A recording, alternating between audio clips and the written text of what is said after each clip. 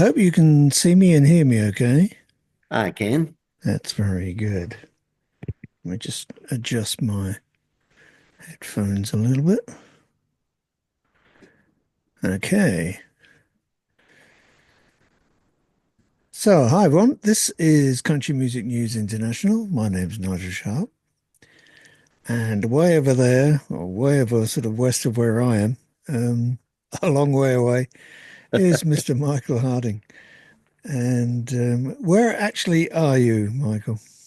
I'm in Indiana in the United States. Right.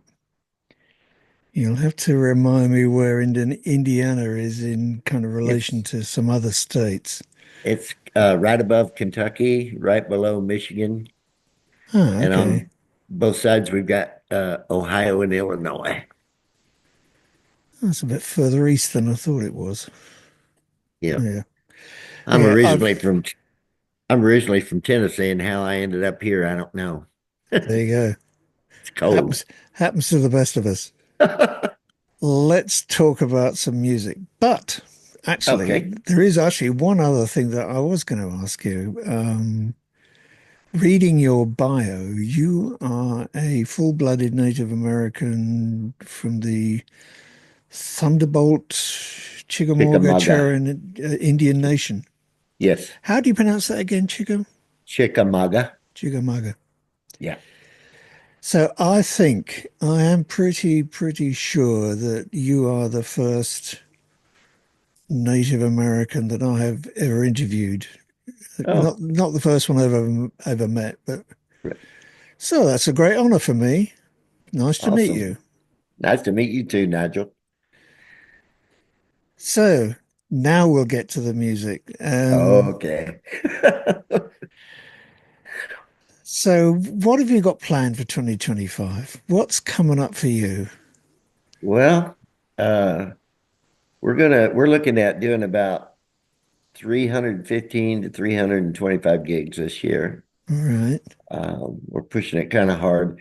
My current single, I'll Be Gone, is getting quite a bit of airplay in the UK, and Good. it's starting to pick up over here too. And I've been invited into London's top 10 family, and I've been working with them some. And the biggest plan is we've got a brand new CD we're getting ready to record. Okay. And where will you record that? I'm signed to West Records, Right. and we'll record in their studio. Is that in Nashville or No, that's in Indiana.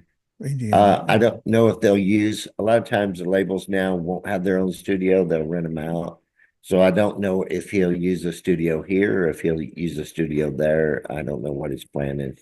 Have you been over to Europe or the UK to No, play? but I want to.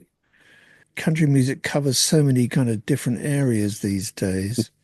Oh, yes, it does. Um, I mean, I grew up probably like you on pretty traditional stuff. Yes, yes, I didn't know, there's another thing actually I noticed in your bio that you started out kind of as a support act almost for Jeannie C. Riley. yeah. She kind of took me under her wing, and instead of hiring me to open her shows, she would call me out in the middle of her shows and have me Okay, sing on her show itself. that's nice. I've Yeah. got a lovely picture of Jeannie C. Riley, which she autographed for me Oh, because she came over one time. This would have been, I think, back in the 80s now. And she was also doing some shows around the US military bases. And we were the support band for one of these gigs. So I think she was the first kind of, major country music star that I'd sweet ever met. lady. Yeah, she Very, was really nice. yeah, And she is. I do find it very noticeable with country artists generally that they are very accommodating when it comes to their fans Yes, and talking we to are. people and autographing stuff. And I've read that you do the same. Yes, I do. I do. I A lot of times it kind of I get myself in trouble because we got to get back on the bus and get on down the road to the next place. And Yeah, right. I like to stay. I figure those people bought tickets. They came to the show. Excuse me. They buy my CDs. They buy concert tickets. At least I can do a signed autograph for them. And then my road manager is always saying, "Come on, come on, come on, we got to go." And I'm saying, "Yeah, just two or three more, just two or three more." Yeah. And I've made myself run kind of late to gigs sometimes. I think it's also kind of it's this sort of sense of family, isn't it? I Yes, it always is. felt that I was part of a family, and Right. so how do you manage to pack in all these gigs? I mean, I think the most I ever did in a year would have been about 220 to 250, certainly not more than Right. 250. That's a And lot. that was a lot for us. Yeah. I think with me, um, I'm really at home when I'm on the stage, probably more so than anywhere else. And Yeah. I live for it. I eat it, drink it, sleep it, the whole thing. And um, I don't know. I think the most I ever did was one year I did 503 concerts. I had Wow. Thanksgiving Day and Christmas Day off, and that was it. I mean, that's almost two a day. Yeah. Well, sometimes it was 3 and 4 a day, but I'm not as young as I used to be, so kind of slowed that down just a little bit. That's another thing about music, isn't it? I mean, I couldn't imagine not being involved in making music. Oh yeah, I oh mean, yeah, unless I'm on my absolute deathbed, you're going to be involved in it because I think it keeps you kind of fresh. It keeps you mentally healthy. right. It gives you some purpose. It does. It really Um, does. I need activity. I need something to do. Yeah, I suspect it's the same for you, it is. I mean, I've been traveling. Excuse me. I've been traveling on the road since I was 14, right? and a couple of weeks ago, I just turned 66. And if somebody would have told me back then at 66, I'd still be climbing on some old bus somewhere, going somewhere, I'd have laughed at them. But I think because I've been doing that for so long that when I'm home, I get the itch. I'm ready to Yeah, go. I'm ready to go. We're just now starting into tour season over here. It starts in March and it ends in the end of October. right. And so we're just revving up to go. Um, I've got a couple concerts coming up here in Indiana, and then um, we're off to North Carolina and places like that. What's the farthest you've been in the continental USA then to do a gig? I've covered just about all 48 lower states, just about.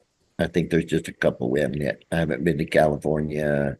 Well, when I started out, I did a show one time and there was a pretty big crowd there. I really hadn't had any hit records or anything or a lot of airplay or anything at that time. And somebody came up to me afterwards. A matter of fact, two or three people come up to me afterwards and said, "You know what? You sound just like Merle Haggard." And at first, I took that as a big compliment.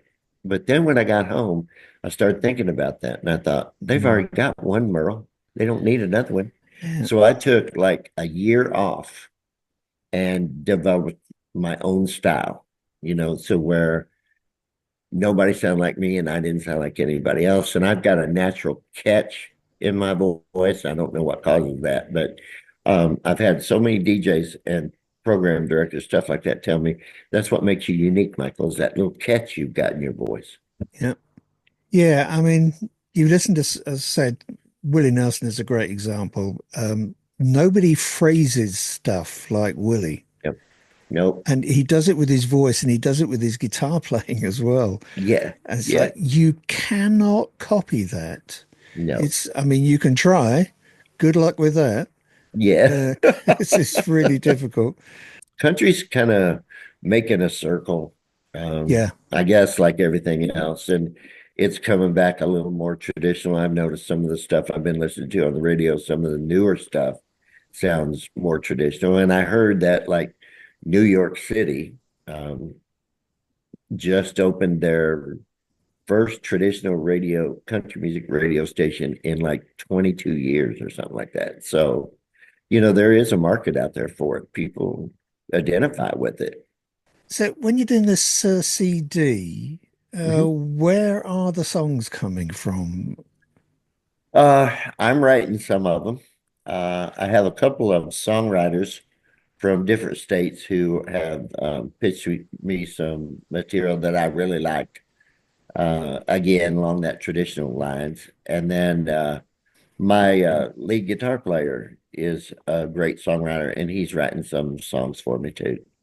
So it's kind of a combination of all different areas. Now, there's another thing I was going to ask you, and you might be actually wearing one of your very nice jackets. Yes, You seem I to am. have a very fine collection of kind of on-stage jackets. So, if Yes. you are wearing one, I can't actually see it at the moment. What, Yeah, I'm wearing it's one. the It's okay, it's the blue and got the music notes on it. ah, so a bit of I blue and silver. That looks pretty Yeah. smart. I uh I There's like one the with playing cards on it. I've seen yes, that I one wear in that the for the picture, yep, I wear that for the casinos. and I'm sure I saw a red one as well somewhere on another Yeah. picture. I got red and black and blue. You name it, I've got it. Right. Where do you get these things from? There's a place used to be in Nashville called Dangerous Threads, Okay. and the lady made a lot of the entertainers. She made their clothes for them. Well, I'm going to wish you well All right, Nigel. for you personally for the rest of 2025, and all the best to the guys in the band All right, who seem to do a great job for you. they do. They're awesome. Um, and I also wish you well as principal chief, Thank you, Nigel. I appreciate that. and carry on that good work that you do for I'll those good try. people. Okay, I will give you the little wave goodbye. All right, Nigel. Thank You you so take care. much. You Bye. too, buddy. Bye bye.